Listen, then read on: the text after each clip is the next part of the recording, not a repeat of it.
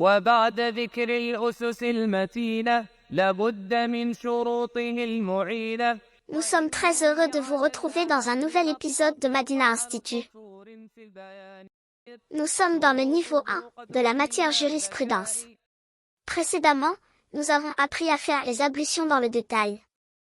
Maintenant, nous allons voir ensemble quels sont les annulatifs de ces ablutions. Le terme « annulatif des ablutions » désigne les actions qui nécessitent de refaire les ablutions avant de prier. Cela signifie que si une personne fait l'une de ces actions, elle doit faire ses ablutions avant de pouvoir accomplir ses prières.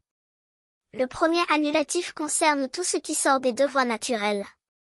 Donc le fait que quelque chose sorte des parties intimes, que ce soit de l'urine, des excrétions, un gaz, du sang, ou quoi que ce soit d'autre. Le deuxième annulatif est la perte de la raison, que ce soit à cause du sommeil, de l'ivresse, de la folie ou encore de l'évanouissement. Le troisième annulatif est de manger de la viande de chameau. Le prophète fut questionné, faisons-nous nos ablutions lorsque l'on consomme de la viande de chameau? Et il répondit, oui, si tu manges de la viande de chameau, fais tes ablutions. Le quatrième et dernier annulatif des ablutions, c'est l'apostasie, qui est le fait de sortir de l'islam, et de ne plus être musulman. En effet, elle annule la totalité des œuvres. Allah a dit dans le Coran, et ceux parmi vous qui apostasient de leur religion et mourront en étant mécréants, ce sont eux dont les actions seront annulées dans la vie mondaine et l'au-delà. Et ce sont eux les gens du feu, ils y demeureront éternellement. Pour terminer, nous allons expliquer un point important. Les annulatifs des ablutions n'annulent pas forcément à l'istinja.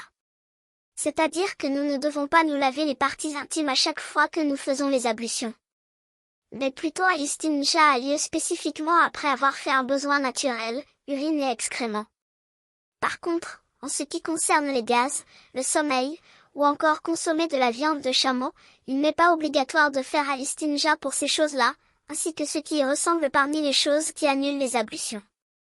Plutôt il suffit de faire les ablutions indiquées par la parole d'Allah, pureté à lui, dans le Coran. Ô les croyants! Lorsque vous vous levez pour la salat, lavez vos visages et vos mains jusqu'aux coudes, passez les mains mouillées sur vos têtes, et lavez-vous les pieds jusqu'aux chevilles. N'oubliez pas de vous abonner, et d'aimer la vidéo. À bientôt avec Madina Institut.